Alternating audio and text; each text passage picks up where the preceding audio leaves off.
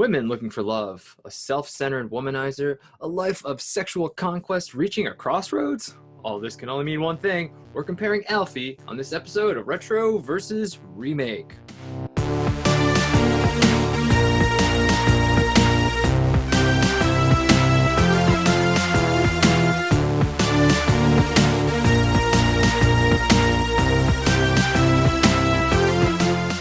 I'm Reggie Parker.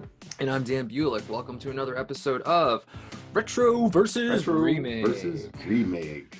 This is the series where we compare movies and their remakes. Join us as we answer the question, should this remake exist? Today's films are Alfie. Let's get right into it. Alfie, the original, was made in 1966, starring Michael Caine, Millicent Martin, Shelley Winters, Vivian Merchant, Jane Asher, Julia Foster, Alfie Bass, and Denholm Elliott. Directed by Lewis Gilbert, screenplay by Bill Houghton, and music by Sonny Rollins. Alfie, the remake, made in 2004, starring Jude Law, Jane Krakowski, Marissa Tomei, Susan Sarandon, Sienna Miller, Nia Long, and Omar Epps. Directed by Charles Shire, screenplay by Charles Shire and Elaine Pope, music by John Powell, Dave Stewart, and Mick Jagger. All right, Reggie, let's get right into this. What is your first experience with either film? My first experience with either film, one, for the purpose of this podcast, I have zero experience with either film. This one, I know this is my recommendation. It came on my radar because I was on Amazon Prime browsing through movies, and in the description of the Alfie remake, it says, a remake. I said, well, I've never heard of it, but maybe I could bring it up. So, you know, when you see actors like Jude Law and you see actors like Michael Caine, really Michael Caine jumped out at me is, I want to check this out because most of the stuff he's in, I enjoy. So, again, zero experience. Kind of heard about him, so I thought it'd be a good experiment for us to check it out. Yeah, I'm in the same boat. I never saw either movie. I don't even know if I heard of this movie before until you mentioned it. So I'm completely new to this. Well, they are very similar films, with slight differences here or there. But before we do our comparison, just a brief synopsis. We are introduced to Alfie. He's not wealthy, but he's charming, handsome, and a complete womanizer. He'll sleep with women whether they're married or not. He never feels bad for the way he treats them, and he tells the audience his various philosophies on women as he constantly breaks the fourth wall. The first woman we see him with is married. Meanwhile, he has sort of a girlfriend, but she eventually leaves him due to his lack of commitment, even though he has grown fond of her kid. He then gets the partner of one of his friends pregnant, before helping her to get an abortion. A health scare almost makes Alfie change his womanizing ways. Almost. He tries to commit to a beautiful girl, but ultimately gets bored with her. Then things get worse for Alfie. The partner's friend he got pregnant, and the consequences of that shake him to the core. Then he finally decides to commit to an older woman he'd been seeing, only to get his comeuppance and discover that she'd been cheating on him with a younger man. Alfie is left alone, evaluating his life. He knows he has a lot, but he doesn't have peace of mind. And if you don't have that, you've got nothing. The end. Sorry for the Cockney accent, just had to do that. Great. Okay, so it's a very broad synopsis. Most of the characters have a lot of the similar qualities. A lot of their names have changed. Of course, Alfie is pretty much the same in both films, and the plot is pretty much the same too. So I think we should just start with Alfie in our comparison here. So we have Michael Caine. Well, you all settled in? Right, we can begin. My name is... Alfie. Alfie. In the original, and Jude Law in the remake. Oh, blimey, I'm so rude. I haven't introduced myself. I'm... Alfie. There you go, Alfie. Yeah, just jumping in, we get sort of a similar intro. I'll say that in the original, we kind of see Alfie in action, right? First thing you see is the London streets. He's in a car. It's steaming up like a Turkish bath. Get your knee off the steering wheel. I can't, I'm stuck. Here, look out, I'll do it. And he's hooking up with somebody that is married to someone else. And he's still getting the same kind of tics where, like you mentioned, that Cockney accent. He's got a very specific way of talking. He's a smooth talker, and in this situation, just you can see him sort of thinking on the fly and just kind of like how much of a charmer he is. In the remake with Jude Law, they still have that scene sort of, but they start actually in his flat. Unfortunately today, I've got work. And I have to tone it down a little bit, but that's all right. Good chair. You know, again, same type of character, but it is interesting to see him sort of lay out kind of the circumstance of his life. He's like, it's not much, but you know, it good enough, right? And you start to see what you mentioned, that fourth wall breaking immediately. So if you were talking about sort of minor differences that in terms of intro, you get that fourth wall introduction right away in the remake versus the original, where it kind of lets you see a scenario and then he starts talking to us. Versus, again, the remake where he's just talking to us and we're figuring out who he is from there. Yeah, I don't know what the decision was there to change that. I guess, you know, by having him in the original, just this is Alfie, this is what he is, this is what he's doing, and he's pretty much going to be here the whole time. I guess in the remake, they start him out in that, you know, really small apartment. Like he says, he doesn't really have much. So, and you don't see him being the Alfie. We kind of know he is breaking the fourth wall and sort of laying out his philosophies and everything. But I guess he sort of starts a little bit lower than you expect him, because he's like just a driver, just kind of a poor guy. And then you see he is really successful with the ladies.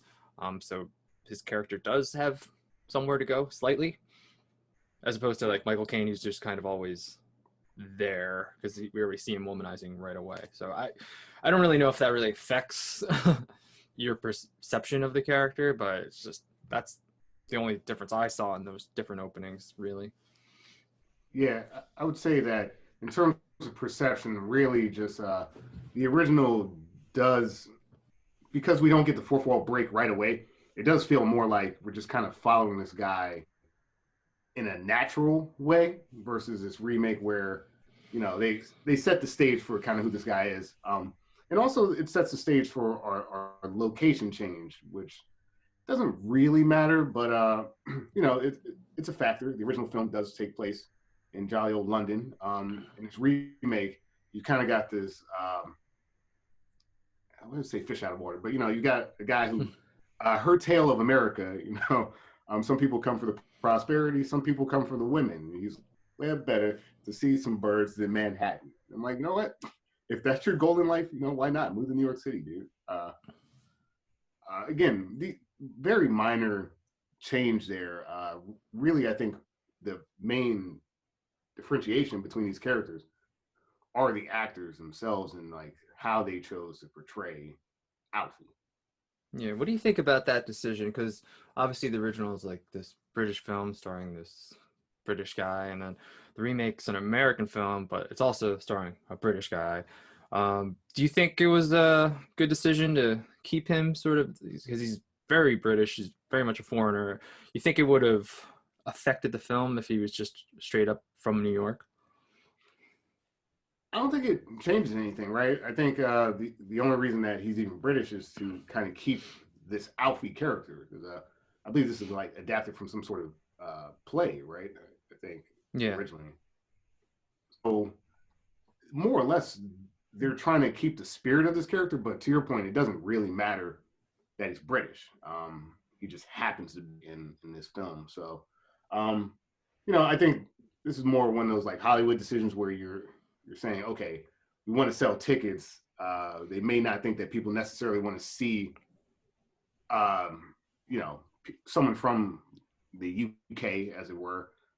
There are different cultural, how do you say, like norms and things that you do in social settings that you'd have to account for in a movie to translate that to American audiences. And I'm sure the filmmakers don't feel like doing that. Let's get a British guy and put him in New York. I think maybe, I was going to say maybe just casting like Jude Law in it, maybe because he is like British and foreign, maybe he can get away with some of the lesser noble qualities, I guess, for lack of a better term, just because, he's foreign, maybe he doesn't know the way that, you know, that's not how you're supposed to treat a woman. So, you know, you give him a little bit slack, because maybe that's how they do it back home. But, you know, over here, we're not like that. So maybe it just gives him a little more slack. Yeah, and I think that it helps in the sense that because his introduction, like you said, is so humble in this remake.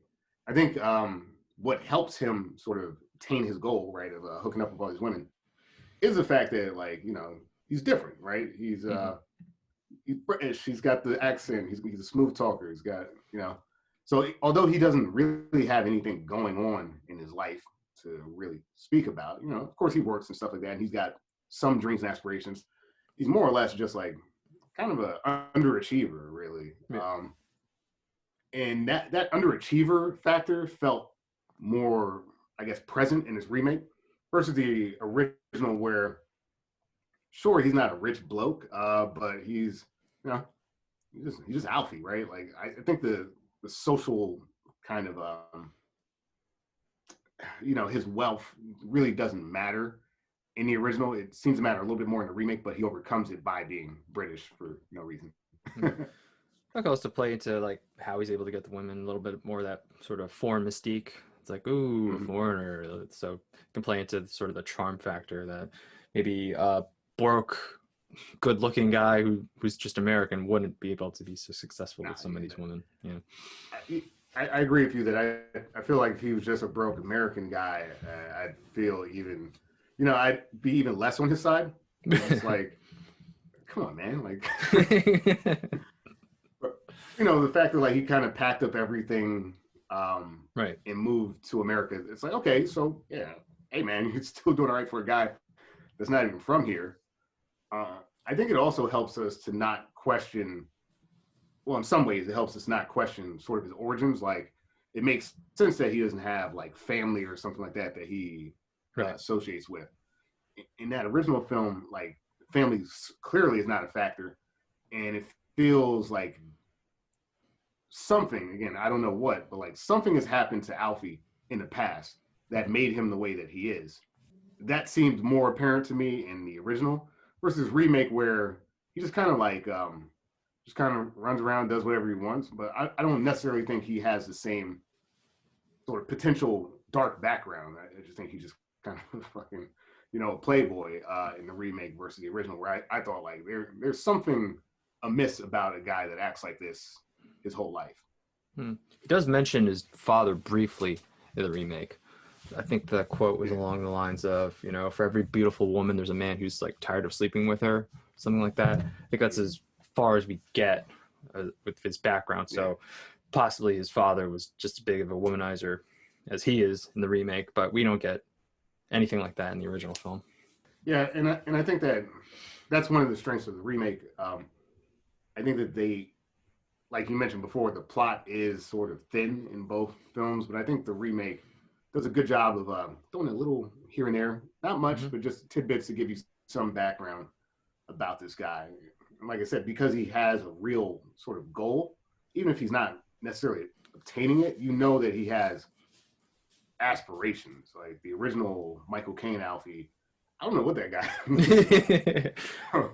I know he has a philosophy about life, and he thinks the world. He's a nihilist, really. He thinks the world is kind of cruel, and that in that way, it's okay for him to be cruel, because if it ain't you, it's it's somebody else. So that's really all I've gleaned from his sort of future looking self.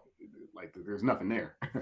Yeah, he doesn't really have any sort of plans, like big plans in life. We were introduced to him. He's this, I guess is he a cabbie or what kind of, just a driver in that original film? Yeah, I think he's still kind of like a chauffeur, but like Okay. we never really see who he actually works for. Right. But but I guess that's why he has it's a good career for him. The same as Jude Law's character, in the sense that, all right, if you're kind of a loser that doesn't have anything, all right, you're driving a Rolls Royce, whoever you work for is doing whatever they're doing, and gives you some social status right off the jump, But besides that, I don't think his career is very well defined. No. So he's sort of this, we'll just say he's sort of a limo driver in that original film. And then he doesn't even stay a limo driver. He becomes a photographer, because I guess that was the thing back then, where he takes random photos of people, and then he gives you his business card. So you have to send, so he can send the pictures to you in the mail, and you have to pay him right there. I don't know. How do you want me? How do I want you? Well, I've got two positions, straight up or sideways, depending on your nationality. I guess that's a thing they had back then, but then he doesn't stick with it. He goes back to being a driver eventually. Right. So he doesn't really have any direction, as opposed to the remake where, yes, Alfie is a limo driver, but he does have sort of this plan with his partner, Marlon, who we'll get into later, I'm sure. And he wants to eventually start his own limo service. So at least, he does have a drive there, and it kind of goes along the lines of, oh, he's this foreigner. He came all the way here by himself, and he's starting at the bottom, but he does have plans to go somewhere in life. So it's a narrative you can easily follow in the remake, as opposed to the original, which is just like, where are you doing, Alfie? I think, like, to me, and there's a bit of this element in the remake, but far more so in the original. It's almost like vignettes, right? Like, even we'll get introduced to like the kid at some point. Again, rewatching it a little bit today, I almost forgot that, like, we kind of see this progression of the kid's life. And actually, I think let's kind of keep that as a note for the way time passes in the film, because I think both films, probably intentionally, but it's hard for you to know how long events are taking, or how much time has passed between events, and really the only marker, I think, in both films are children. Yeah, pretty much. Ironically enough, based off of this this character, but that's sort of like surface level Alfie. Like, all right, he's got a decent flat, not a great flat. No one's gonna say he's living well, but he's not living poorly. He's got a career. In the remake, at least he has some aspiration with that career. In the original, I think that guy could just float around for the rest of his life. He's kind of like almost like a vagabond, right? And then, where we really start to see kind of these characters differentiate themselves. And again, they're very similar characters, but differentiate themselves is the way that they interact with women. So I think to know Alfie, you have to know the women that love him. Yes, you do. Should we just start kind of going chronological order? So the very first woman. Okay. So we're going to start with the married woman that we see Alfie with in his limo. That is Millicent Martin as City in the original film. Do you know what I thought the first time I saw you put your handkerchief over your shoulder? What? Thought you were going to take out your fiddle and play. And Jane Krakowski as Dory in the remake. I'll call you the instant things let up. Okay. In the meantime, I left you a little souvenir to remember me by. Kind of going back to what we were originally saying, Melissa Martin's City is like literally engaged in relations with Alfie in the Rolls Royce as we meet her. We get some decent sort of establishing dialogue from Alfie here with the handkerchief, and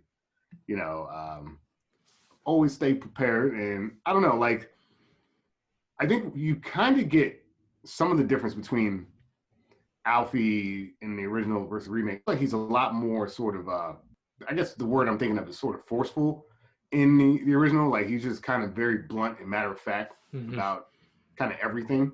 And the minute he feels anything start to get close, he just puts the brakes on it, and he'll leave for a little bit, take some time. And that's kind of what we have here. He tells Millicent's City to one, come up with a better story about where she's at.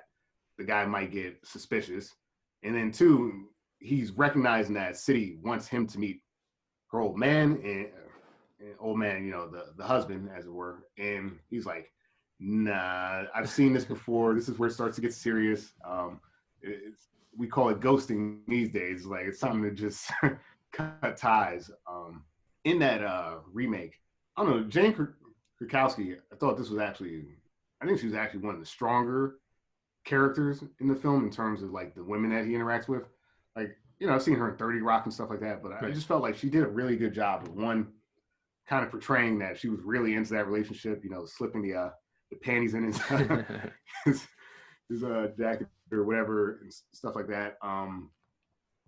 he actually does see the husband in this scenario. So that's, again, minor difference, but a difference to note. And I think he actually kind of like works for them, right? Like he's dropping her off at the pier to meet up with her husband.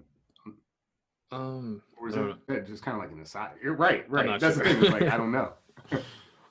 But, you know, it's the same thing. Like, he's realizing that, all right, it's starting to get hot and heavy in a way that he doesn't want to continue this relationship. And he puts distance between himself and Jane Krakowski's Dory in this scenario. So I mean, you know, ultimately they serve the same purpose. I think Dory is the stronger character between the two, just because they let her build out some more backstory. And I think just from an acting perspective, I think she actually kind of nailed it. But ultimately, you have the same situation: a married woman who's getting too close to Alfie, and Alfie's like, "That's not what I'm about." And that's our kind of opening, real introduction to who this guy is and how he conducts himself. Yeah. Their performances were fine, both actresses. You know, I didn't really notice too much of a difference. I like saying Krakowski did a little bit more. I guess because I saw the original a couple weeks ago, so I'm trying to remember exactly what City did and versus what Dory did. But you know, they both did fine jobs. But you know, I guess the moment's really not about them. It's really more about Alfie and just knowing what kind of guy he is, the kind of guy that will sleep with a married woman and not feel any remorse, thinking or convincing himself that he's even doing the married guy a favor. Because I remember with Krakowski's character, it's like they hadn't had sex in like, was it 6 months or something, or something like that. Yeah, it was a long time. So he's like, I'm doing him a favor, and then like, you know, they'll bang me, and then they'll go back to their husbands all happy. And I think you see that in the original film. I think she's like so happy to see your husband. Like you see the husband's like, oh, you're in a good mood. Yeah, I am. So, you know, they are sort of doing what he's saying. They are going back to their husbands happy, so he can sort of live with this lie and have no remorse that he is sleeping with these married women. And that definitely sets the tone for like, sort of, I guess, for lack of a better term, Alfie's depravity is that there's really no line he won't really cross, and we'll definitely see that with the other women in the movies. Yeah, we will see that, and I think, like you mentioned, the line. Like, what's good about these scenes in both films is it does establish, like you mentioned, our barometer of Alfie, right? Like, he's got rules, he's got theories about life, and from his perspective, because I think we're getting shown these scenes from like the Alfie perspective see, I told you, like I told you, she went home happy. Like you mentioned, City definitely more so. In the original, like you mentioned, the husband does say, "Wow, you should go to the theater more." Like, you know, but we as the audience know what that means for him. And in this particular case, what I appreciate about the original is that Alfie knows that, like, for him to continue to do what it is that he does, he can't meet this guy. Like, he can't put a face to the other guy, because then he has, like, he can see the result of his actions. Like, he would rather work in the shadows, never meet the folk, and just kind of, you know, float about and doing what he does, and the less interaction, you know, in his mind is to protect the guy and to protect the woman from, you know, a bad situation. But really, it's, you know, because Alfie, like you mentioned, he's depraved. He's a scumbag. But it's cool. It's cool to see kind of the rules of this universe, at least the one that Alfie's constructed in his head. To your point, I think that the original does a better job of bringing sort of the husband into the equation versus the remake, where although we do see the husband, and we don't see the real interaction there. So I will give you that the original does have a bit more like Alfie's, as I mentioned, theory of meeting the husband in play. So I thought that was a good scene. I mean, both of these characters are just briefly in the film, but they do lead us to Alfie's second sort of love interest. Should we just move on to her? Yeah, I think so. Okay. This is Alfie's sort of girlfriend, and it's Julia Foster as Gilda in the original film. I put my name down as Mrs. Elkins. Was that all right? Of course it's all right. Put your name down as who you like. It's a free country, isn't it? and Marissa Tomei as Julie in the remake. I can't see you anymore, Alfie. What, are you angry? No, I'm really not angry. Just, we want different things. Both kind of, again, similar characters. The girlfriend that's hoping that he's going to commit, but again, there's this resistance from Alfie in both films. But there is a big difference. I don't know if we want to get there yet, or if we can talk about their characters a little more. I think to even understand these characters, we do have to sort of talk about that difference, because it's a big factor. All right, I'll start with Marissa Tomei because it's a little simpler. She has a kid. Alfie didn't really say anything about kids until this point, but in the remake, it's not his kid, it's her kid with another man, and Alfie is fond of this kid, but we don't really see him interact too much with the little one. They kind of have their little spat, right? Like they get into a bit of a fight about Alfie, and then kind of like the last moments of the scene is like, hey, by the way, there's a kid. Yeah. And they hug and stuff like that. He hugs the kid and he says, "You're growing kind of fond of him, right. of the kid." But it's far less fleshed out than in the original. Yeah, much more fleshed out in the original, because the kid in the original film is Alfie's kid. This is a complicated situation because he likes Gilda, but he's not really wanting to commit to Gilda, so he wants her to get an abortion, and she's like, okay, I'll get an abortion, but then she doesn't want to get an abortion. She says, I'll put the kid up for adoption, and then she doesn't want to put the kid up for adoption, so she decides she's going to raise the kid, but he doesn't want to have the kid, but then he sort of grows fond of the kid. It's a little complicated. Yeah, it's far more complicated, and when we do get introduced to Julia Foster's character, like Marissa Tomei is very similar to the other women in the film as they come in and out of his life. These brief interactions, even though she has sort of more of a foothold as, like you mentioned, kind of like the more steady girlfriend, if there is such a thing in Alfie's world. But the scene happens about with as much length and attention as I would say some of the other women he meets, versus original, where this is a long, kind of, like you mentioned, complicated scene. You start with sort of the first breadcrumbs, like, where's our little friend? She's late. And then there's more interaction before he comes back, and she's still late, which means she's pregnant. There's like you mentioned, the negotiation about an abortion. That goes back and forth. Then, like you said, the adoption thing comes into play. It's like, okay, that was in play. She doesn't get the adoption. And you got little Malcolm Alfred, which is, he makes kind of fun of the name and says, he's going to hate you forever for a silly name like that. What are you going to call him? I thought Malcolm Alfred.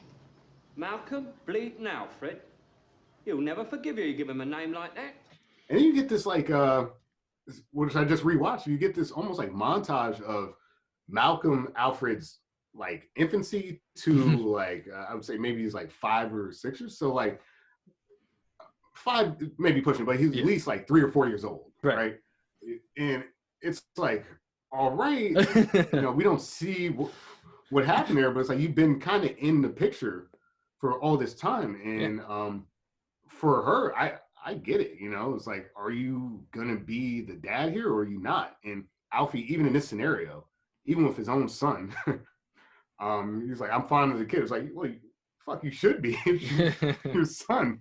But like, it's still, even with that reality, Alfie just cannot commit to this woman, and it's not really anything that she's doing. It's just who he is as a person. But like, I think by definition, the fact that it's his kid and the fact that so much time has passed, it draws a distinction between these two Alfies, at least in the sense that we know that quite a bit of time has passed, and he should, by decent standards, he should be a little more involved in this kid's life. I mean, he just can't do it.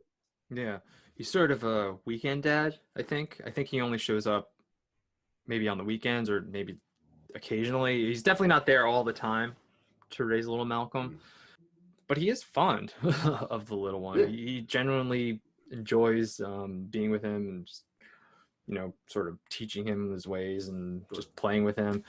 And, making him his actual kid does make it a more interesting scenario than just the child of the girl I'm dating right now. And, because it is his kid, the relationship between him and Gilda seems a little bit stronger than the relationship between Alfie and Julie in the remake. Honestly, I'm just gonna jump ahead here and just say I like Marissa Tomei a lot, but she's definitely underused in this role in the remake.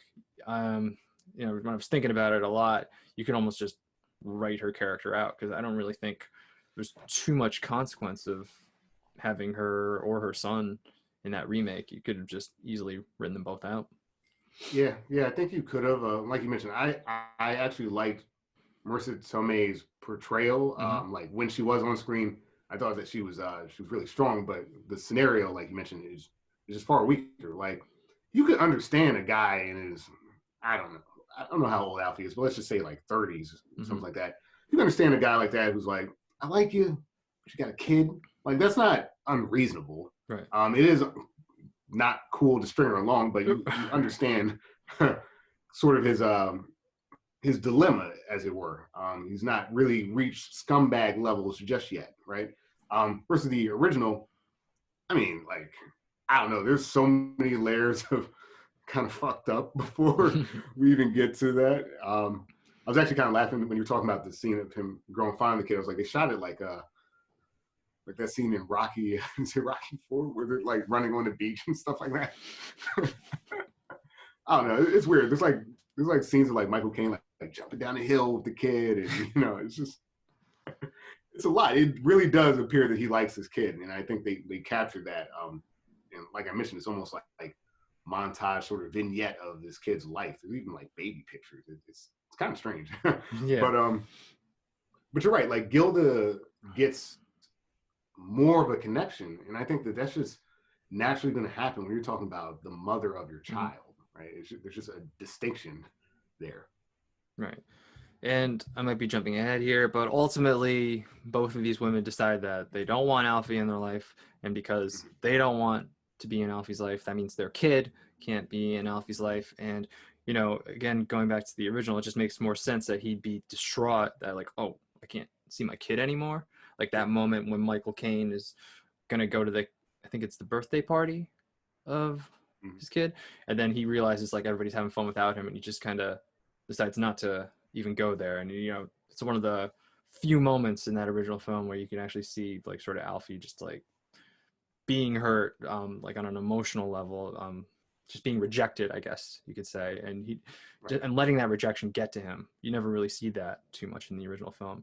And there's a moment like that in the remake too with Jude Law's character, but it's not as impactful because we didn't see him interact with that kid nearly as much as we did in the original film. And because it's not his kid, we don't really feel the connection at all. It's more reasonable the result that happened in the remake. It's like, all right, you haven't been around, like it's not your kid. Like, okay. The original also does a good job of sort of teasing out this other character, this Humphrey guy.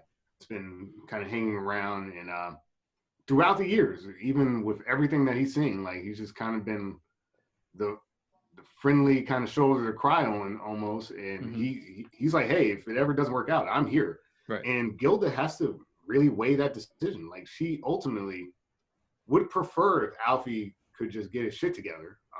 But at certain points, you're like, look, I got to have a life. I got to think about my kid. Right. You clearly don't want to commit.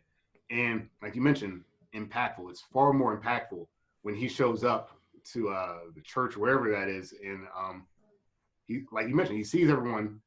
It's like a picturesque moment, right? Like, look at his family. They're hugging and having fun. And it's like, yeah, Alfie would just mess that up. In a lot of ways, like you said, it hurt him, but I think I also appreciate the fact that he recognizes that this is not a place for him to be at this point, and it's really his own fault. But I just think, like you mentioned, they fleshed that out really well in the original. In a remake, you're 100% right. They underutilized Marissa Tomei. I think she could have nailed that type of scene, but Mhm. maybe it's because what we see with Alfie and kids later in the film, they decided to kind of pull back and make this Right. like more like a foster kid. But I think it's a misstep actually, and I think Alfie's more nuanced in the scenario where this is his kid. Yeah. Yeah, that's why I think you could have just written her and her kid out of the film, because we do have another kid that we're gonna have to deal with later in the film, and that definitely overshadows this connection to Marissa Tomei and this other random kid. But just getting back to, you had mentioned him a little bit, Harry in the original film, the guy who's pursuing Gilda. Yeah, he's Harry. Like you said, he's this, seems like a decent guy. He definitely wants to be there for Gilda. She even says to Alfie, like, she doesn't even love him, but if he's going to be there, then she'll choose him over Alfie, because Alfie's just clearly not there. And then, he steps up, and then he does become the man in Gilda's life. In the remake, we kind of have two guys sort of in the picture. It's just confusing, because there's the first guy that we don't ever really interact with, but we see Marissa Tomei with him, like at that birthday party where Alfie feels rejected and he walks away. But then later when he meets her at a cafe, it's a completely different guy. And it's just like, what? Why couldn't it have been the same guy? I don't know. It just seems sloppy in the remake. And again, just the impact is not there at all. I don't know who this guy is. Yeah. It's interesting. Like to your point, there are some choices that I think work really well in the remake. There's some choices that seem inexplicable to me. Like I don't know. Again, like a modern audience can deal with this. It's always Hollywood, so I never know if it's like we tested it with it being his kid, we tested it without it being his kid, and people liked him more. Like at the end of the day, in both of these films, more so I think because of the pressure of making a more modern film, Jude Law has to more or less carry an entire film. Right. Like he is the majority of what you see and what's happening in the movie. Yes, he interacts with people, but like it's a fourth wall breaking guy. And for audiences to sort of sit there and get behind him, I think they were really making this calculation of, is this character still likable long enough in the movie for us to keep them with us, And that seems to have been a calculation here, because I can't really explain some of these other choices. It's just so weird that, like you mentioned, the Marissa Tomei, the guy should have been sort of like this constant like gadfly for him. It should have been, here comes Pete or something like that. What's up, dude? Nice to meet you. And then eventually he wins it out. Like there was plenty of time to do that, and it's not that hard to do. So it's really weird. I'm sorry. No, go ahead. One more note. Make the cafe scene before the birthday scene. Yeah, like when she's out having coffee, like make that scene first with the same guy. Right. Yeah. We're good. Yeah. Because now here's just the guy with her, and then later you see the guy, her, and the kid all together. So you see that he's completely been replaced by everybody. That if he held the kid truly dear, then he'll be, that feeling of rejection will be like to the full extent at that point. Yeah. So you're right. It should have been in a reverse order, but just a misstep of that remake. And it's weird too, because she's also the reason he has his health scare, or well, at least take us to the doctor that he has the health scare. The reason that Alfie kind of loses, I guess, his Alfiness, I guess you could say, he has ED in the remake. Which again, it's another one of those things where, all right, like in some senses the change makes sense, because it does like hit him at kind of, because he's such a shallow man, it does hit him at his core. I mean, look, any guy that's going through ED, it's like it's gonna be a struggle. But it also takes away from like the original, where like the health scare is actually of consequence. Like they give you this almost like I know we're jumping ahead a little bit, but they give you this kind of like red hair, kind of like fake out health scare, and then they have the ED, and it's just like I don't know. The ED leads to something. He finds like a bump on his penis, I guess, which is so it's not the ED that is the health scare. It's what leads him to the doctor that the health scare is discovered. Which that's fair. Again, as a man, a lump on your penis is pretty scary. You're right about the order of events, as it were, but like ultimately, because the health scare is pretty much like a side note because like just a few scenes later, like nothing to see here. It's just like why do that? You know, like in the original film, the health scare brings people into Alfie's life that we get to interact with in a meaningful way. I guess the health scare in the remake kind of brings someone into his life that I don't think really matters. Again, we're jumping around quite a bit here, but like they just chose a different way to portray it, and I think that for me, there are moments in this remake that I'm like, just kind of lean in a little bit more, and it feels like they're pulling back for some reason. Okay. Yeah, I'm gonna jump in on the health scare. For the original film, it leads him to meet new people, which leads to new events, but it doesn't change his behavior. In the remake, I think it changes his behavior. He's not so much cheating on women or just hurting women all the time. He tries to actually make a commitment in the remake. So while it doesn't necessarily introduce somebody that's sort of noteworthy or that important, but he does try to change his ways. So there are different results from the different health scares in the respective films. That's fair. That's really fair. By the way, just want to go into that scene with Michael Caine at the doctor when he's just going back and forth between talking to us and talking to the doctor. It's like a long one shot. Michael Caine's fantastic in that scene. I just wanted to throw that out there. That can't be easy to do, to switch between talking to a character and then having to talk to the audience. But what about you, Alfie, she says? What will you do? What'd you miss this? Say 99. 99. You know what? I came over quite choked at that bit. Again, whispered this time. 99. Whispered again. 99. Of course, I managed before. I managed before I met her, and I managed now she's gone. Yeah, I think that like that scene alone is kind of worth like if you study like film and stuff like that, like one of the number one rules is like don't break the fourth wall. Like it's kind of like drilled into your head, like just don't do it. Like it's done well sometimes, but like most of the time it's done so shittily that like the rule of thumb is don't do it. Michael Caine pulls it off so well, man. Yeah. Like you mentioned, that scene is such a highlight because like just the ease in which he's going. Right. Yeah, and you know, a bird may try to not over here this long. Like, yeah. He's really good. He's really good in that scene. I definitely want to shout out that scene. It definitely did not hit the same way in the remake. No. Yeah, Jude Law never has like a scene like that or a moment where he's able to just sort of go back and forth with such ease that Michael Caine is able to. Yeah. Now, not to say that Jude Law's fourth wall breaking. I think his acting and his charm really comes into play. So like I don't want to undercount him because it's very difficult to do that as well, to really do the entire movie breaking the fourth wall. But like you mentioned, Michael Caine, just there's some high highlights in just that Cockney accent. I don't know, it works, man. Just the way he is kind of like outlining events. So let's go into this love interest. Sort of I put her as the new hot fling in Alfie's life, and that's Jane Asher as Annie in the original. What are you making for? Well, London. Any particular place? Not really. I'd like to get a room and a job if I could. Yeah. I might be able to help you. And Sienna Miller as Nikki in the remake. So, Nick. Alfie, I've been thinking. Will you look at these cute little potatoes?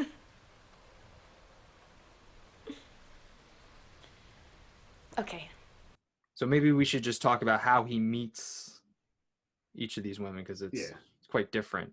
I'll start with Jane Asher. So Alfie's at I don't know, it's like a truck stop, but not exactly, because it's like all types of drivers. You got truck drivers, you got the cabbies, you got limo drivers. I guess it's like their HUD that they hang out at, right, or something like that.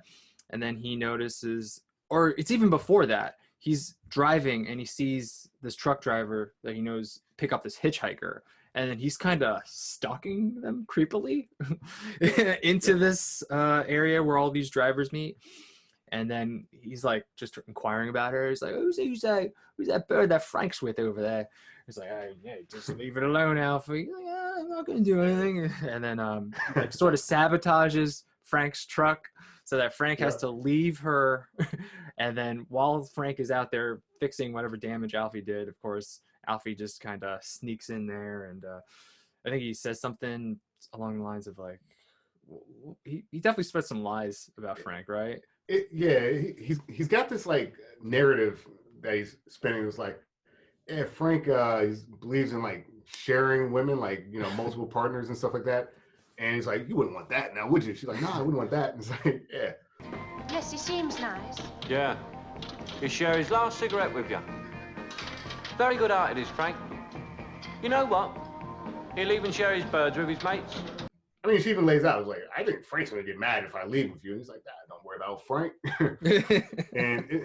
And in some ways, because I think the Sienna Miller character kind of, again, the remake switches things up a little bit, but like kind of occupies the space. This is a sort of destructive choice that he made. Like this, he's warned, like you mentioned, like leave alone, Alfie, like don't mess with Frank. And there's actual consequence for messing with Frank that comes. I think we'll talk about it as we speak on the women more, but like I think these two characters operate that same kind of like, there's a destructive element to this relationship that could be avoided. Yeah. I'll just get into how he meets Nikki really quick. So it's around the holidays. I think it's Christmas time.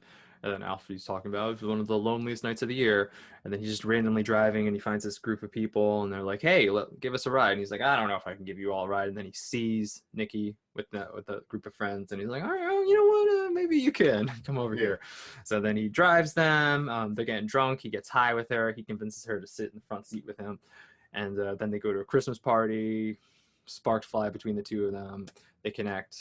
And then I guess sort of love blossoms, like I guess you could say. And this is different for Alfie in the remake because he makes a note that this is sort of the first time he's really bringing a woman back to his place. And it sort of does blossom into like a full relationship where she starts to live with him. But as you said, it gets pretty destructive pretty quickly. It's just one of those things where, yes, this is like, there's a show notes show here. It's like, this is a hot new fling. Like, him and Sienna Miller have a lot of sort of similarities in terms of like, just throwing caution to the wind and stuff like that. But she's got problems with alcohol. She's got problems with drugs and stuff like that. There's a lot of fighting, things get broken and stuff like that. So it's not a healthy relationship by any stretch of the imagination. And anytime Alfie sort of gets the inkling of like, maybe this should end, it always goes back to the hot sex. It's like, just when I thought I was out, they pull me back in. Yeah, pretty much. And like that, exactly.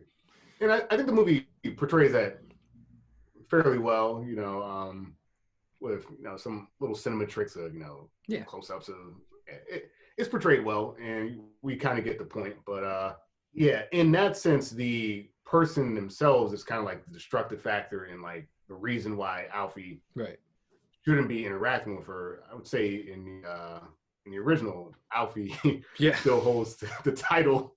Yes.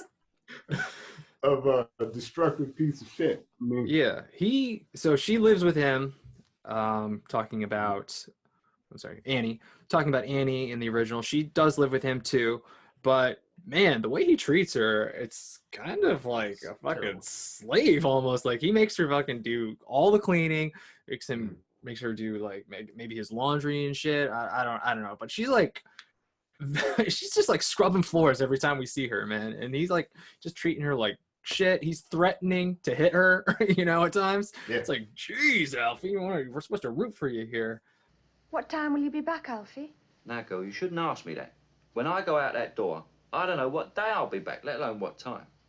I am what is called a free agent. Sorry, Alfie. As destructive as the Jude Law and Sienna Miller relationship gets in that remake, at least we see like the good times first, Sure. before we get to that moment that Jude Law describes.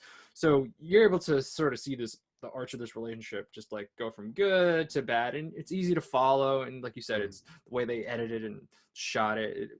It's brief and it's done pretty well.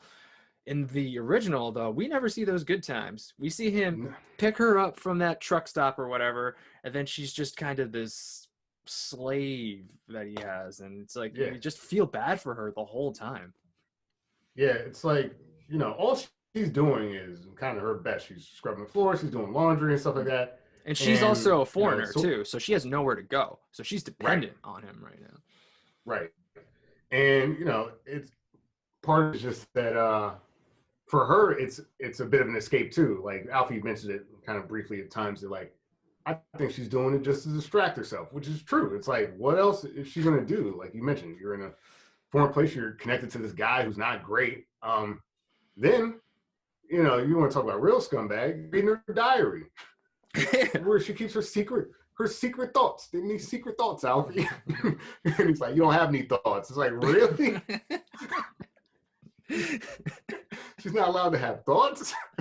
It's a weird portrayal, and it does put Alfie in that darker category that he's able to occupy.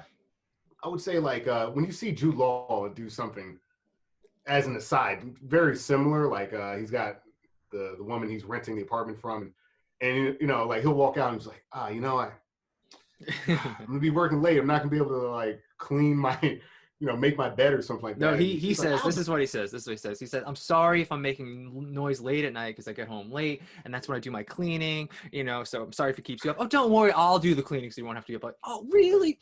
Thanks again. I'll see you later. and he's like, keys in the same spot. Yeah. Straighten. Oh, no, you don't need to do that. Nonsense. I like doing things for you, Alfie. I'm a blessed man, having you in my life. Thank you. Keys are in the usual spot. That to me is like the level of manipulation Right.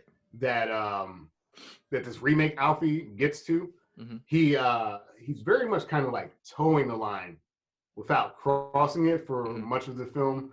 There's a moment where he crosses it, but he seems to be a more like, I think you can do that sort of. Jude Law is the main thing you're seeing. Right. Ha ha ha! Look at him. He's talking fast, like because he still has charisma and he hasn't gotten to villain territory. I mean, at this point in the original, Alfie is just not a great guy, right? Like he's like you mentioned, he sabotages Frank. You know, he's warned not to do it. He treats Annie like shit. He treats the other woman in his life like shit. And it gets to the point in the remake with Sienna Miller, the violence kind of comes from her side. Right. And this original, the violence comes from Alfie because, you know, she makes him a meal and he's tossing shit across the house. And I respect Jane Asher's sort of choice as an actress because she really turns that switch. Like when he throws the thing, you can see it in her face. Just everything changes, right? Yeah. Nothing to discuss. I'm leaving, packs her stuff, and she is gone. And like that to me was such a strong moment for that character and really for the film. And Alfie, in his Alfie brain, realized that he's gone a bit too far, and he tries to like chase after Winter back, but the damage is done. Really, really great character and great scene in the original. And same thing, Sienna Miller. I mean, just that someone that can match Alfie's kind of output and energy, but what that really translates to is the destruction that you would expect two people like that in a relationship. I think both actors really bring more out of the Alfie character in their portrayals. Yeah, it's just, I guess, easier to swallow in the remake just because it's not all on Alfie like it was in the original film, right? Yeah, I think you put it poignantly by saying it was both of them. You have two unstable people thinking they can put something together stable and make it stable. That's not going to work, right? So by having it kind of explode on itself because, well, they weren't equipped to handle it from the beginning. So it was nice because they're both pretty, but, you know, this was never going to last. Just going back to how Alfie in the remake kind of like sort of cleverly gets people to do things for him, as opposed to Michael Caine, who's just a little darker how he gets people to do things. I think it's a little more of a give and take in the remake. He kind of goes over it at the ending. He's like, you know, there's a lot of giving and taking I do, but I feel like I've been doing a lot more taking than giving.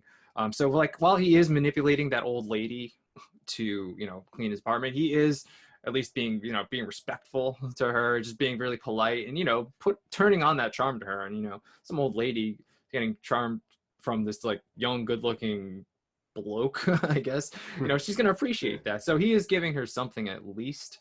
He's not just completely sure. taking, even though he's getting more out of it, and she's not quite getting the same in return. But he's at least giving something, as opposed to, I guess, Michael Caine's Alfie, who can just take sometimes. Right. Because I know we're talking about more of like the set piece, big relationships. Another kind of major difference in the Alfies, I would say, is that the remake Alfie has a reputation kind of around town, which is pretty intense given that it's New York City. For like hooking up with people and stuff like that. So like when, like you mentioned, when the ED scenario comes into play, it's very impactful because that kind of is his lifeblood. Like, yes, he's manipulating people, and of course they're both sleeping around town and stuff like that. But like, it is just so much more of a major character trait. The way Jude Law portrays this, and like again, it feels like kind of, yeah, it's shitty, but it's like, all right, he's running around town sleeping with people. I'm saying all that just to say that the original Alfie, there's just such a darkness in his in the way that he operates and moves. Like he's just ready to throw out abortions to anybody that that needs him, and then like the fact that there's this violent aspect to him. I know there's some other things that we're going to talk about in terms of the way he talks about women too. Like, I don't know, there's just something a little more palatable, and I think by design for this Jude Law Alfie. Right. However, it does take away from some of the big major moments in the Alfie story. But overall, I think Jude Law is just cleaner in most of his interactions. Yeah, agreed. You're kind of leaning towards, well, you had mentioned abortion, so maybe we should lean into that and go into this other character. So this isn't the same exact character in both films, but it's a very similar, the setup. So we'll mention the woman and the partner. This is the woman that Alfie gets pregnant, and an abortion is thrown there. So we have Vivian Merchant as Lily Clamacraft. Don't worry about him, Lily. He'll be home soon. And Alfie Bass is Harry Clamacraft. Say your old woman picks up with a bloke and brings him home. No, Lily, she wouldn't. And then in the remake, it's Nia Long as Lynette. All right. I got something for you. I've never had sex. I've never had sex with two people in one night. And Omar Epps as Marlon. Do you ever deal on any real level? Why would I want to do a thing like that? I think the place to start is the differences between, as much as we're going to talk about the women, I think the difference between Harry and Marlon. Okay, film. That's a good idea. We already talked about it before, so maybe we can go into it again. We'll start with the original. Alfie meets Harry because he has that health scare. We already talked about that great scene where Michael Caine's at the doctor and he's going back and forth between us and the doctor, and then that's when they find a spot on his lungs. Like I said before, this freaks out Michael Caine a little bit. Ultimately, it's not too serious, but they do have to put him in like a sort of not a hospital. I'm not exactly sure where he is, but he's some area where he's constantly surrounded by nurses and doctors, and you sort of have to live there temporarily until you're healed.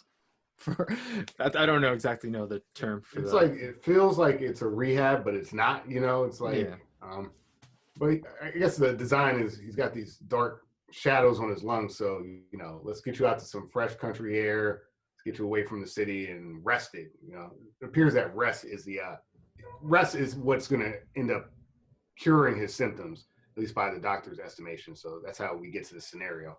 Yeah. So, Alfie's there, and that's when he makes friends with his, I guess, roommate, this Harry. I don't exactly know why Harry's there. Did we get the details of Harry's condition? I really forget, but it's something similar, right? Like he's got some kind of lung issue. It's got him bedridden. He goes around in a wheelchair. And I know that he really, in a lot of ways, doesn't have the energy for all of the visits, right? When a visit happens, it's almost like he's taking a step back. So, Alfie makes note of that, but I don't recall what the exact condition was. Yeah. So Harry is his roommate, and he's got this wife, Lily, that visits occasionally. Alfie kind of talks about relationships with Harry, about like, well, your wife's out there. She could kind of be doing whatever she wants because you're in here, sort of trying to motivate him to get better, but at the same time, kind of insulting the institution of marriage at the same time. Well, she could do whatever she wants, but so you got to get out of here because marriage isn't that sacred. And then Harry just won't hear any of it. And at the same time, like Alfie's still kind of doing the Alfie thing and like hooking up with nurses in the same room, but just like shielding themselves with a curtain. And that's the only thing, just preventing everybody from seeing everything that's Alfie's doing. Right. They don't really agree about marriage and everything, but they do become friends because even after Alfie is cured, he'll still go back and visit Harry. And it's one of these visits that he happens to run into Lily, who's visiting at the same time, and he kind of jokes like, "Oh, if I knew you were here, I wouldn't have come here," because they don't necessarily not get along, but they're not as tight as Harry and Alfie are. And then it's at the suggestion of Harry that he's like, "Oh, why don't you give her a ride home?" And he's like, "Oh, all right, I guess so if I have to." But he doesn't just give her a ride home. They go get some food. They go on a nice little picnic. They got some alcohol there. One thing leads to another. And then they have sex. But it doesn't end there because she's pregnant. What makes it all so messed up, too, is that, like, Alfie's constantly kind of reinforcing that this isn't his type of woman. She's kind of, by his estimation, sort of a little frumpish and, mumsy, as he says a lot in the film. So it's like you're not really attracted to the guy's wife, and then you're friends with the guy too. You've had long debates. He's explaining to the guy like, "Oh yeah, some bloke's gonna come. Next thing you know, he's Uncle Phil, and he's having sex with your wife, and the kids are looking for Uncle Phil. And where are you?" And he's describing this entire scenario. Ultimately, it just comes down to it's like, you're talking about yourself. You're projecting because that's what you're going to do. And like you assume that that's going to happen. And sure enough, it's what he does. He sleeps with this guy's wife. And I mean, there's some shame that he has about it, but like, I mean, it's a pretty shameless move from this Alfie character who just cannot seem to control himself. What harm can it do? Old Harry will never know. And even if he did, he shouldn't begrudge me. Nor her company. And it will round off the tea nicely. I mean, it's not the first time his actions have had consequences, but I guess it's one of the first times his actions actually really caught up with him, the way this all plays out. Yeah, and before we really get into what happened there, I think it's important to introduce this character of Marlon, played by Omar Epps. What I appreciate about this portrayal is that Marlon works directly with Alfie. They both work for that same limo company. It's a hole in the wall owned by Mr. Wing. Like, it's supposed to be not glamorous, but Marlon and Alfie have dreams together. Like, they're thinking about buying the place, starting their own business. They're really good friends. It's actually, I think, the only friend that I'm aware of that Alfie has.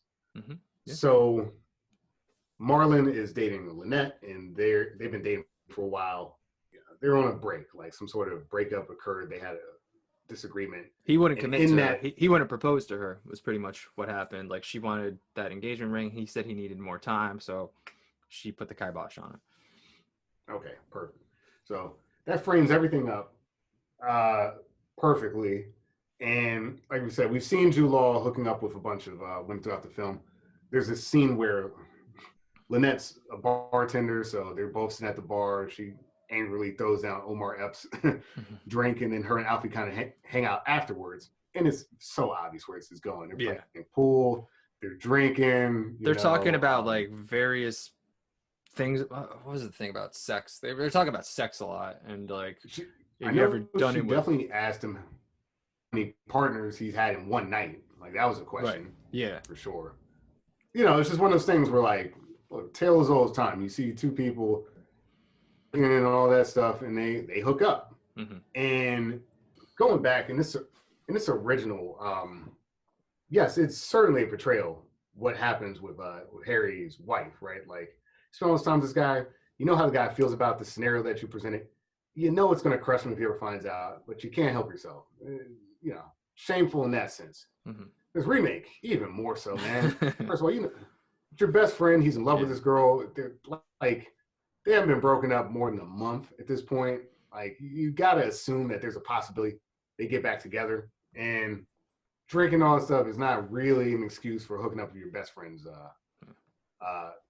basically fiance. And you know, that is a bigger portrayal. So I do appreciate the movie upping the ante. This is one of the few times where they up the ante. And when they do, it works really, really well. Because Marlon is his friend. Is just so it's kind of fucked up. Yeah. You know, more than usual. Yeah, and then again we have Alfie justifying it to himself, like, well, I'm not really the bad guy here, because if I do it, then she can get over this thing, and then she'll be able to accept Marlon, because she had also mentioned that Marlon had been messaging or getting in touch with his ex too. That was part of the reason they broke up. So, well, if I'm able to do this for her, then she can go back to him. And sure enough, the next day, we think Marlon's going to confront Alfie about, like, what'd you do last night with Lynette? But no, it's because whatever you did, she took me back immediately, and now I proposed, and we are together. So again, it's sort of that reinforcement of this terrible behavior that, like, oh, well, it wasn't that bad because everything I said would happen happened. The betrayal is bigger, but the end result is, well, now my friend gets what he wants. He's back with his girl, and they're engaged. So you know, he can lie to himself and all day and just say, well, it worked out for the best, even though it was a terrible thing he did. And that's Alfie's MO. It's like there's always an excuse, right? Like, all right, sure, this wasn't the best thing that happened, but what are you gonna do?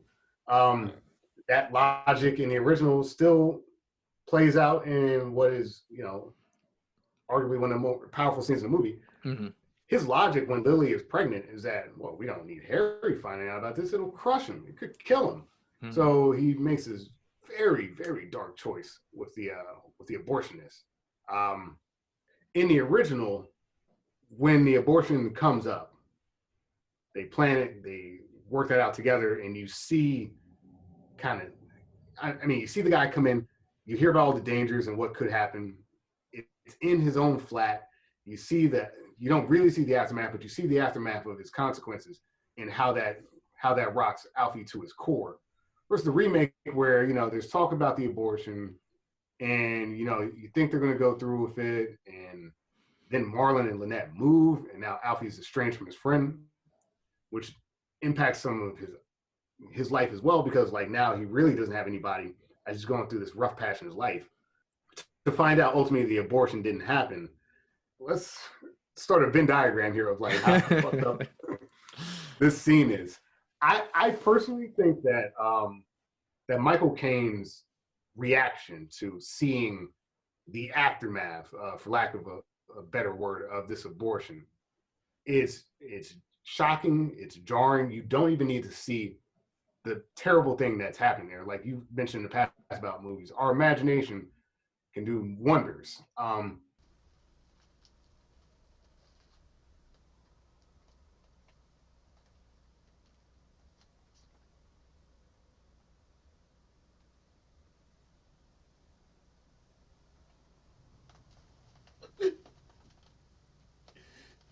Just seeing him break down, him crying in his face, and it's just like, yeah, dude, too far. You went too far. I mean, like, this is too much.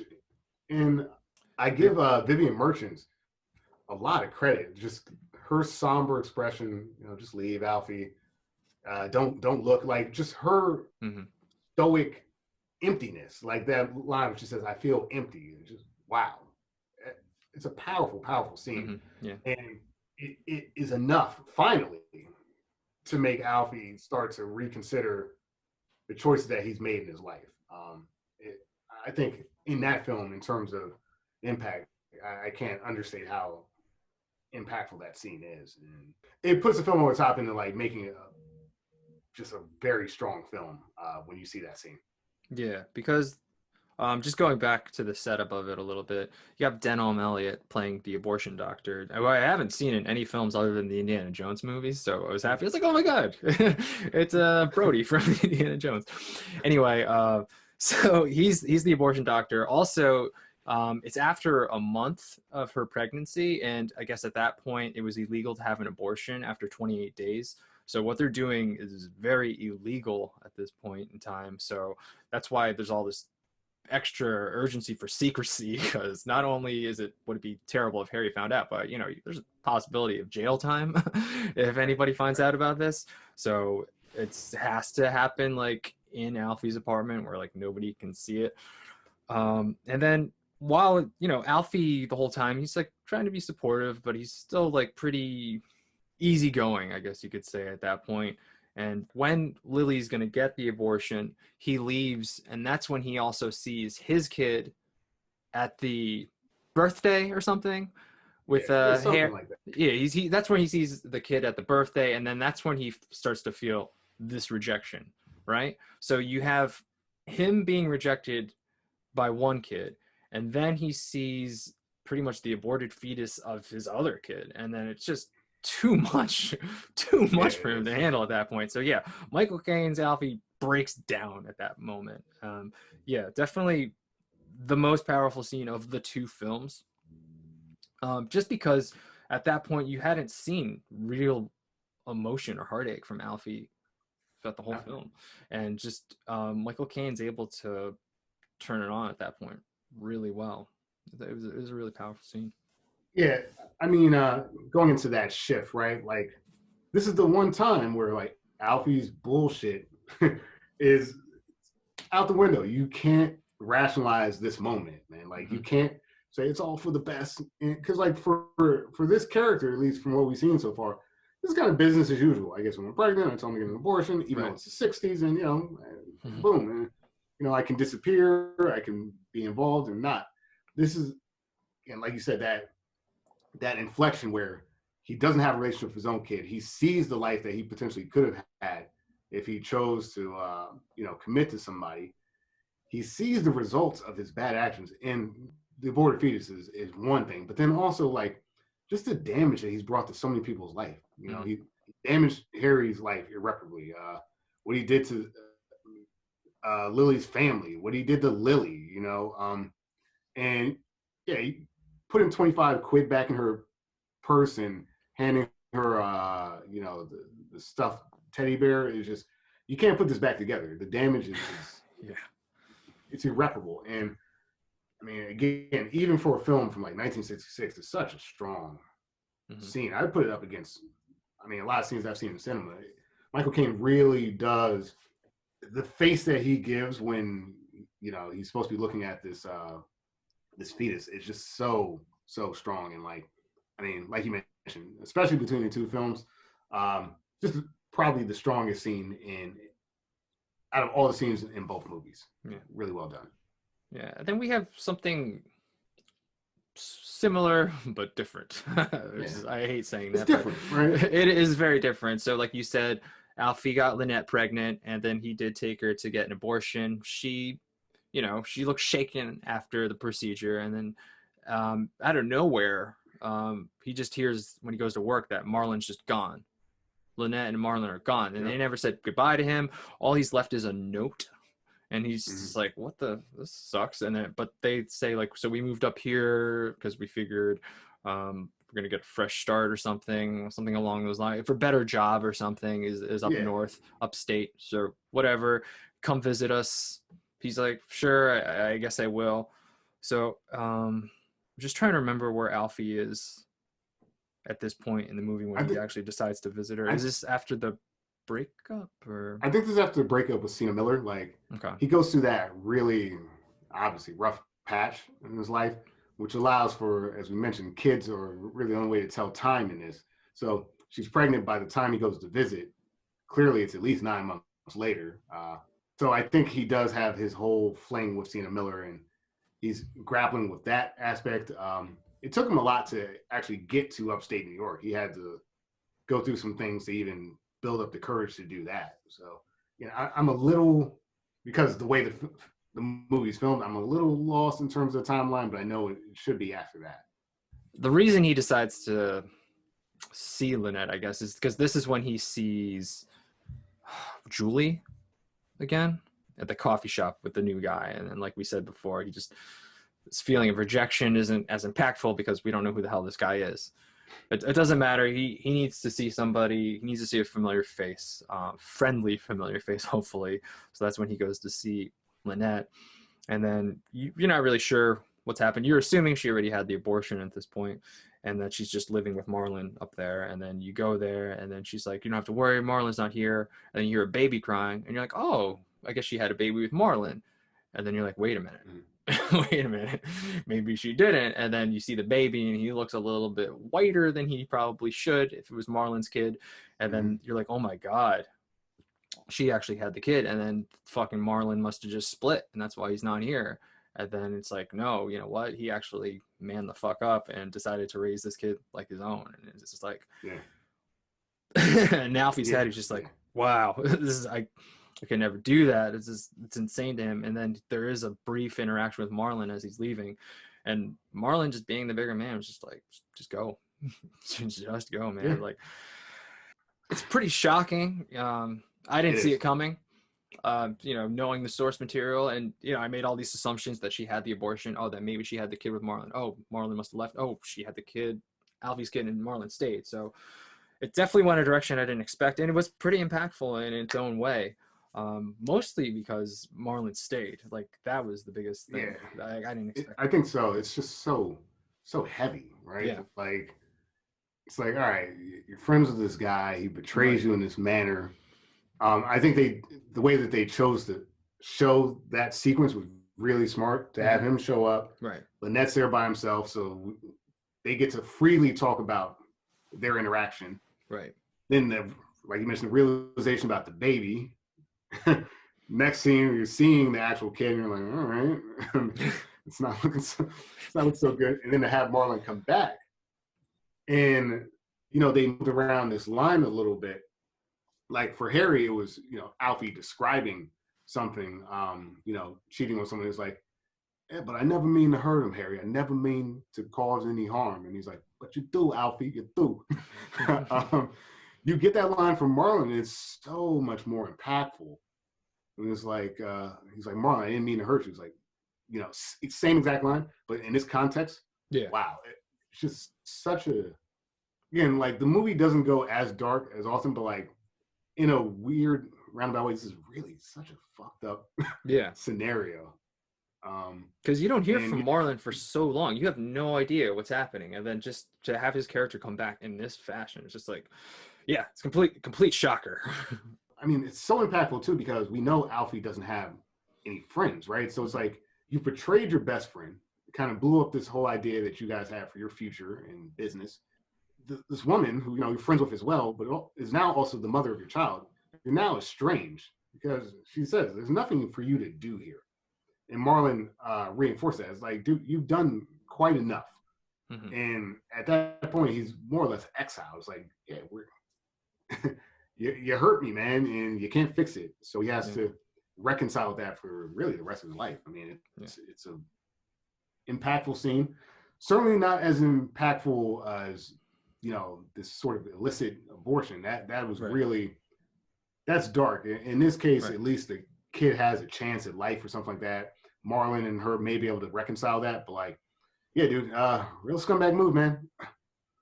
Yeah, I think also, I think it's more impactful because it's not necessarily what Alfie did. It's more just like, it's really Marlon.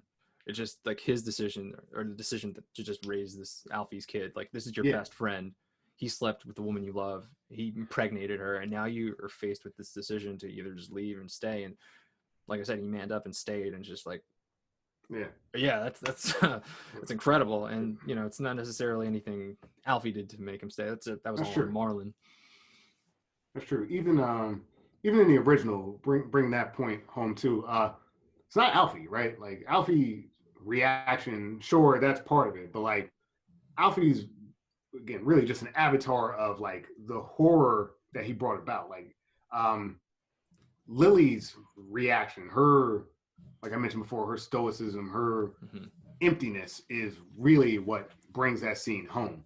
Michael Caine's crying is good, but like it's the reality of the situation, and I think Omar Epps pulls that off too. The reality that every time you look at your kid, every day, the rest of your life, you're going to be reminded of that, that jerk that was supposed to be your friend who betrayed you and put you in this situation. And I mean, to deal and live with that for your entire life, that's rough. And like you mentioned, the impact on Alfie, sure, he loses his kid, which is kind of what he wanted anyway, in some sense. But like now, he has to live with it, but like he doesn't have to see it. There are days he might forget that even happened. Marlon can never get that back. Yeah, it's really fucked. Yeah, I didn't see that coming because the remake, so it didn't seem as heavy, like we said before. There weren't these heavy moments like there were so much in the original. Like Jude Law's Alfie seemed a lot more easygoing, or maybe just a little more lighthearted, and then just to have this whole, what is it called? The roosters come home to nest, or chickens come home to roost. Yeah. The chickens come home to roost, and it's just like bam, bam, bam. It's like, oh shit. So yeah, another impactful scene. Yeah, it's nuts, and it's it's a really smart way of doing it, because it would be really hard to match what Michael Caine did in that original film. To do a 1-to-1 like that. So to change it up, to have it be like your best friend's wife or fiance, and then now she had the kid, and then he stays. It was a really smart way of sort of doing the same thing and just not doing exactly the same thing. So the remake did well there, I think. Yeah, and it was smart to kind of stay away from the third rail, because I mean, it's a more modern film.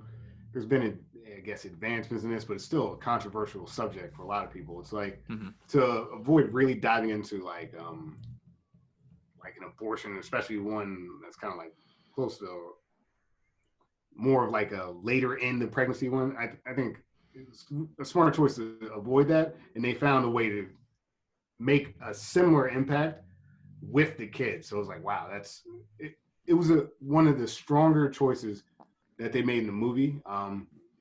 Again, I don't think it quite raises to the level of what we see in that Michael Caine movie, but it certainly is the heaviest and like biggest scene in this film. I mean, it comes out, like you mentioned, it comes out of nowhere.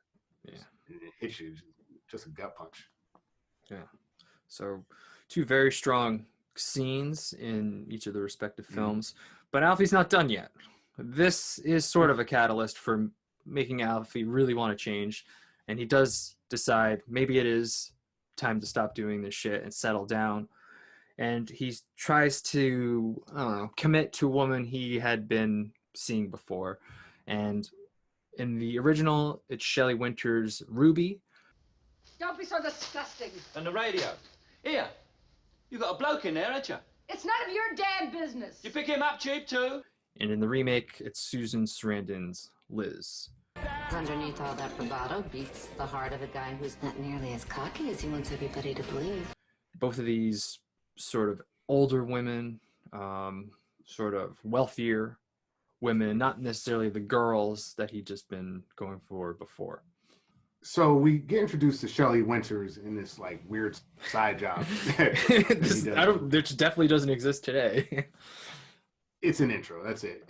And we get a similar kind of thing in both films.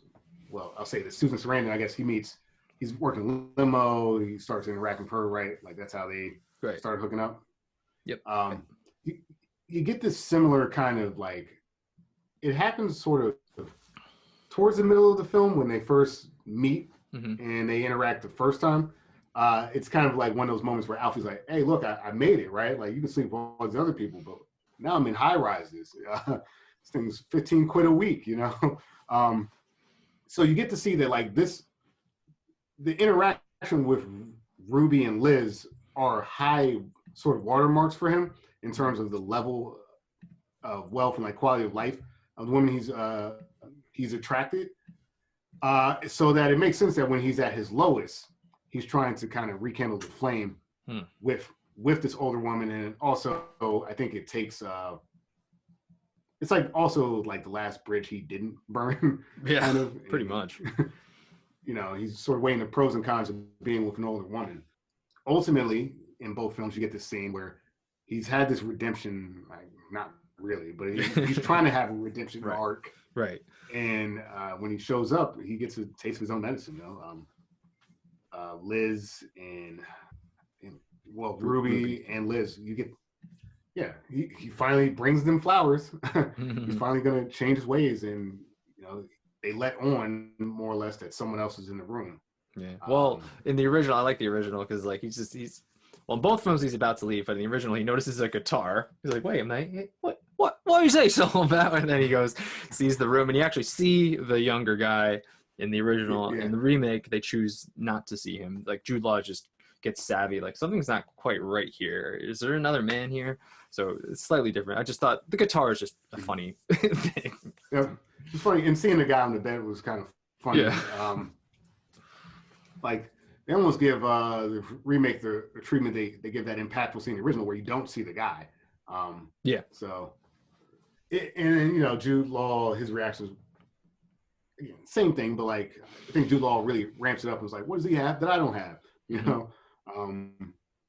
Come on, just tell me. Just tell me, come on. What's he got better than me? Let's put it this way. I think Susan Sarandon really, really pulled off like the kind of like the sultry older woman, has her own agency.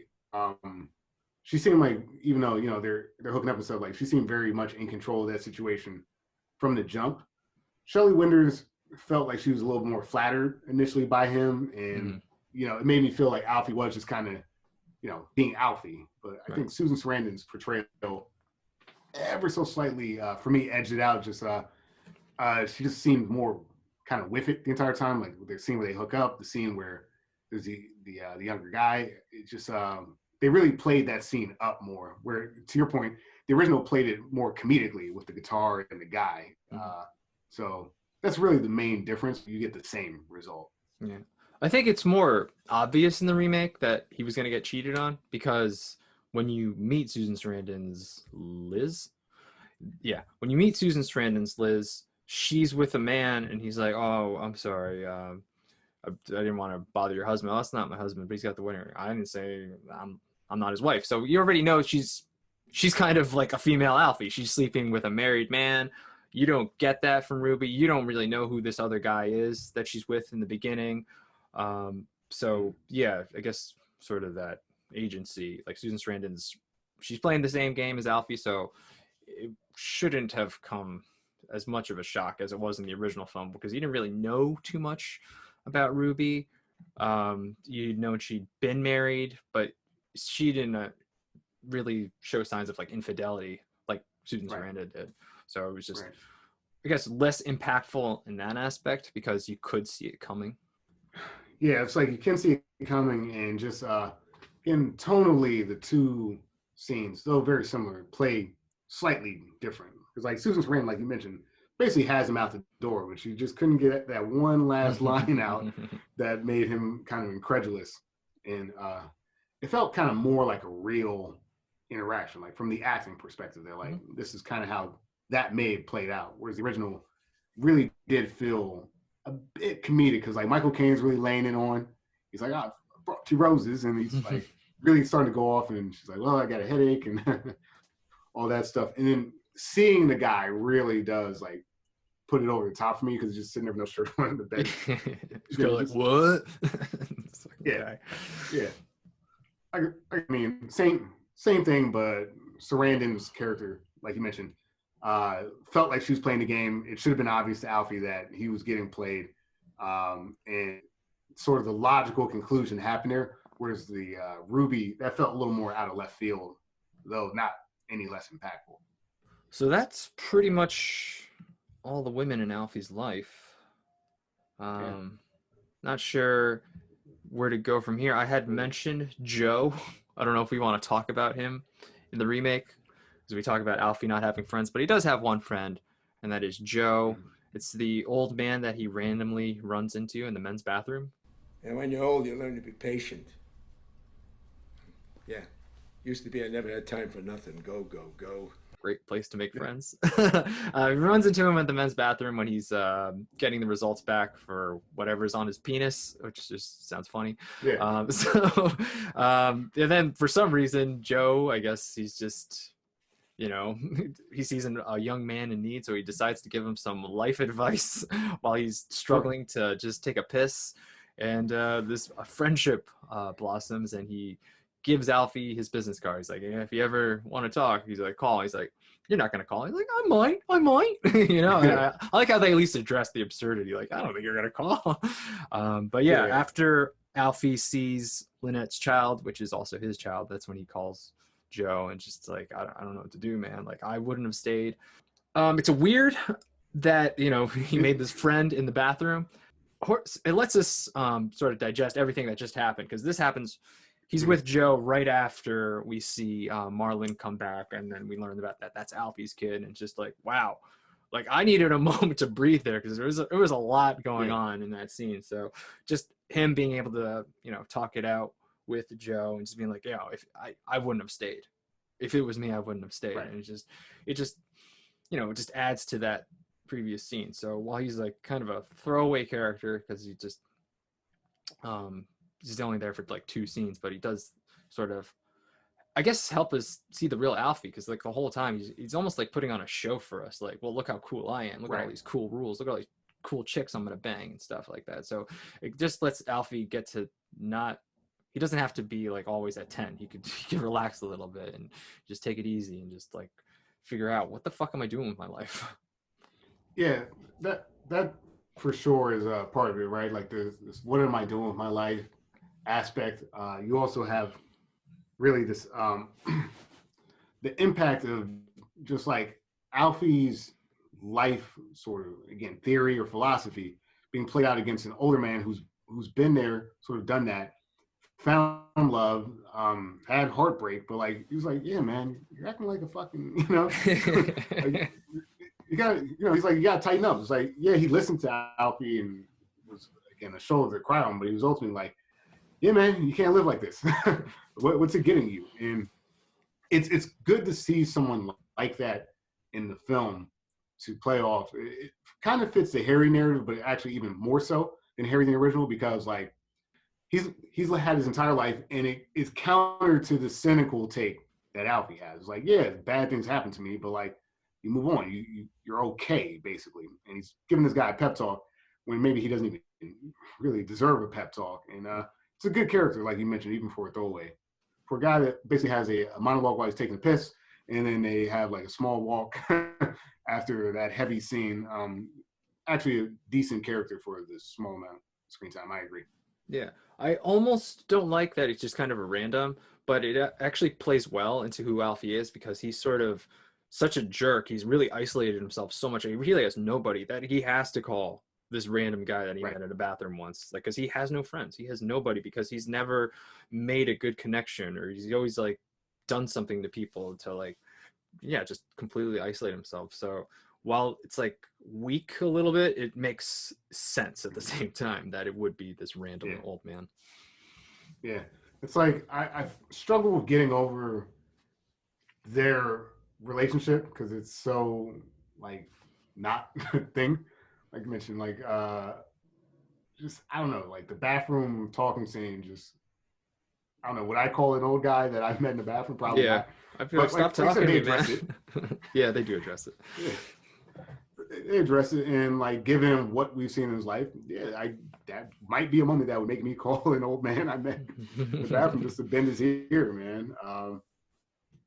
Yeah, it's like I want Joe to be more important, but to your point, it works. It does work. Yeah. I'm conflicted with this character, which I think is actually a good thing in some ways. I just don't recall anything like that in the original. Damn, I wish when we were talking about this is a side before we really bring this home. I wish we had talked about, because we talked about Sienna Miller being destructive, but that bar fight after over Annie in the original is like Monty Python level. Yeah, that kind of Crazy. came out of nowhere. Yeah, it almost reminded me of like because I had watched Airplane recently, so there's like this huge, this huge bar fight in Airplane. It was like it was over the top silly at moments, and it definitely took me out of the film.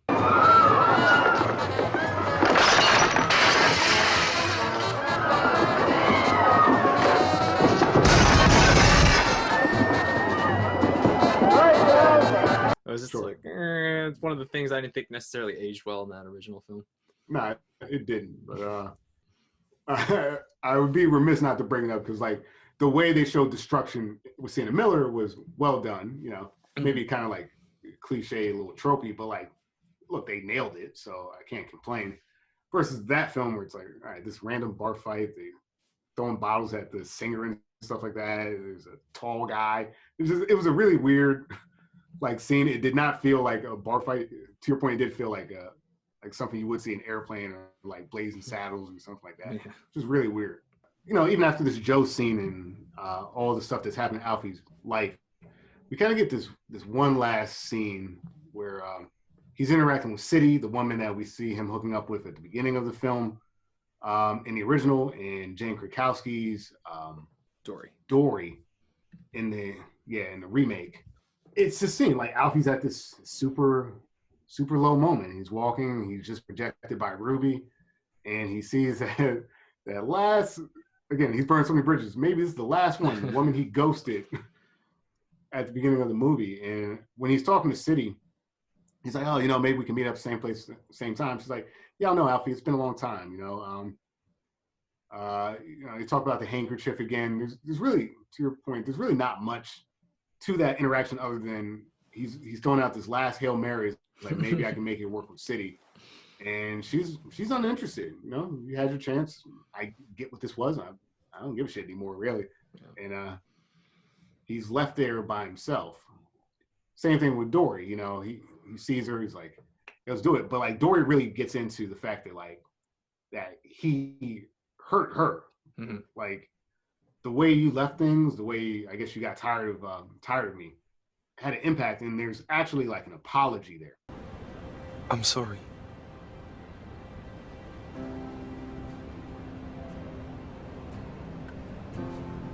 Which I think, yeah, again, minor note, but notable that Alfie sits there and says, you know, hey, Dory, you know, I'm sorry. And for that character, it's actually kind of big. The bare minimum is kind of big. And it leads ultimately both of those interactions. The women walk off, they go to live their lives and be with their husbands more or less and live out the rest of their days. Alfie's sitting here, side of the road by himself, talking to the camera, and he's wondering, what was it all for? Mm-hmm. And I think Michael Caine's monologue is better. Just throwing it out there. But Jude Law, yeah, it was okay. Decent kind of ending. At least for me, I felt that Jude Law had somewhere to go, right? Like, because he said sorry, because, you know, it wasn't like the super dark abortion scene. It was a bad scene, what he did to Marlon. He's young enough, he's learned enough, I think, that maybe he can move forward. And I think going back to why Joe was important, I think Joe does help us realize that he can move forward. Michael Caine seems just a little more like futile. It's like, yeah, maybe he'll figure it out. But it did feel like we were left with this guy who just like, this is who I am. What's it all about? And then the little song comes on. What's it all Alfie song? It was, I don't know. I liked both endings, but I felt a little more hopeful for Jude Law and a little less for Michael Caine. Yeah, I think just overall, like throughout both films, I saw more growth in Jude Law's Alfie than I did in Michael Caine. I don't know, just the way everything was presented, he just seemed like more open to change. Like, I do have to change something, as opposed to Michael Caine, who, like, you know, he did feel bad about the abortion and everything, but that was like the only time I ever saw him be remorse. Like, it has to come to that right. for any change to happen. So, but there were other moments in the remake where Alfie's like, all right, maybe I should clean my shit up a little bit. But I can get into that more in the verdicts. And then one last note for me. Speaking of that song at the end, "What's It All About," Alfie song, cheesy in the original. It is what it is. The remake starting the movie was Interesting. crazy fucking remix of that song. I'm just like, what is this? Like, stick with the Mick Jagger, man. Well, Mick Jagger is singing in that one, isn't he? Oh, is he? Wow. Yeah. No, I think it's like whatever. Yeah, you can hear it because it's a woman singing. I'm not exactly sure who it is, but I definitely heard a little bit of Mick Jagger there too. Okay. I remember the woman singing because it reminded me of the original more because it's a woman singing in that. And I don't know, it kind of gave me like Footloose vibes. It's like yeah, this weird like DJ kind of intro to this like old song. I'm just like, that doesn't feel like the move, Chief. It feels a little off. Well, it could be like just knowing, like, acknowledging the original film. Like, okay, we are a remake. We know the source material, and we're gonna be respectful, I guess, of the source. We're not gonna shy away from it. So here, right from the beginning, here's the fucking song, right up front. Yeah. Are you happy? Yeah. Not like Arthur. Just remembering Arthur. It's like, oh come on, where's Arthur's theme? We hear like a piano version of it, and that really pissed us off. It's such a good song too, man. I know. That Arthur theme is so good. That's still so good. So yeah, I was okay with the decision to put the song in the beginning of the film. Yeah. And I actually did really appreciate the music in the remake, like the Mick Jagger stuff that you were talking about. Like, it all felt really appropriate when they chose to like use it. Definitely modernized the film. Mm-hmm. Whereas like in the original, it felt like that almost like it didn't feel like it bubbled to like the surface. It felt really like background noise, kind of was like Pink Panther type music almost, for lack of a better description. But I think the remake did kind of nail the music, even though I thought the opening song was a little cheesy. All right, Reggie, should the remake of Alfie exist? I think that the remake of Alfie should exist, in the sense that, one, I didn't really know a lot about the original Alfie, so the fact that the remake exists made me even look at the source material. The other thing too is that I felt like they really modernized the story. There were moments that they definitely didn't hit the mark, like the original has some really high highs when they hit them, which is kind of funny because it's the lowest moments of the film that are the best parts of the film. But I think Jude Law is just so consistently on top of it, charming. He does pull off the fourth wall thing, which I can't think of too many actors that could pull that off. It's not as good overall, I think, a movie as the original, just because they do pull too many punches.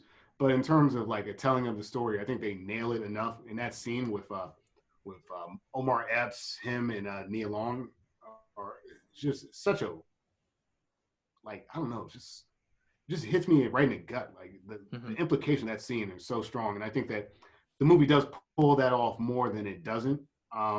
So yeah, I think that this remake should exist because they told the story, made it their own, and for the most part landed it with some minor points where they don't. Yeah, the original Alfie, I think Michael Caine did a fantastic job. I really love that scene when he's at the doctor's office. That was just a really fun scene overall. My problem with the original film is, like, I just didn't feel like a sense of direction. Like, I didn't know where we were going with Alfie on this trip because so many of his decisions were very bad, but there didn't seem to be any consequences. He didn't seem to be changing his behavior, like, for anything. Like, I go back to the health scare again. Like, you think, oh, I just had a health scare. I'm gonna straighten up. I'm gonna stop womanizing so much. He doesn't really do that. He doesn't really start to change his ways until like the abortion at the end. That's when he's like, oh, maybe I should do something. And then the remake, Jude Law's Alfie, you do get a little bit of like more of an arc. It was easier to follow because, like, after his health scare, he wasn't so much of a womanizer. He did try to settle down. He did fall back into his old ways, but you could see that he was trying a little bit more to stop just being so much of a womanizer. And I think, yeah, perfect casting really with Jude Law. Like, I even could have just sworn sometimes, like, he looks like Michael Caine at certain points, man. It was insane. Spot on casting, and he did a really good job, you know, because like you said, he does carry the weight of that film. And if your Alfie's not good, then your film does not work at all. So I think he did a really good job there. And again, just going back to the abortion scene being the most powerful scene in the original, you can't really do that, or you can't get that magic again. So what they did in the remake, by just having that whole scenario of like she kept the kid and now Marlon's going to raise him, was it was a bold move, and it worked. It worked for me, and it's a very strong scene in that remake. While it's not a perfect film, there are weak elements. Like I said, I love Marissa Tomei. I think that character was very underutilized and just ultimately didn't even need to be in the film. But I think it's very enjoyable film. I think it's easier to digest, especially by today's standards, because Michael Caine's Alfie is maybe overly misogynistic at certain points, referring to women as it only. At most points, it's a tough pill to swallow these days. So I think the remake should exist. It's good enough, and I enjoyed myself. Yeah. I would say, kind of as like an aside, to your point about Marissa Tomei, it almost feels like the Annie character in that original was kind of like swap places. Like Sienna Miller seems more important than Marissa Tomei, even though Marissa Tomei is like has the kid and everything like that. Mm-hmm. I just felt like Julia Foster's Gilda was so strong in the original that it didn't really make sense for Marissa Tomei's Julie to be so weak. I mean, they left a lot on the table there. Mm-hmm. And I think if they had cleaned that up, I would be giving this higher marks, but like that was a glaring misstep. But other than that, I think the movie is very serviceable, if not pretty good. Yeah. All right, there we go. Hey, we agreed. I don't. It's been a couple of weeks since we agreed. No, we agreed on the Christmas one. We both thought that shouldn't have been. I think we agreed. Yeah, that was garbage. yeah. All right, so let us know what you guys thought. Do you agree with us? Do you disagree with us? Do we miss anything?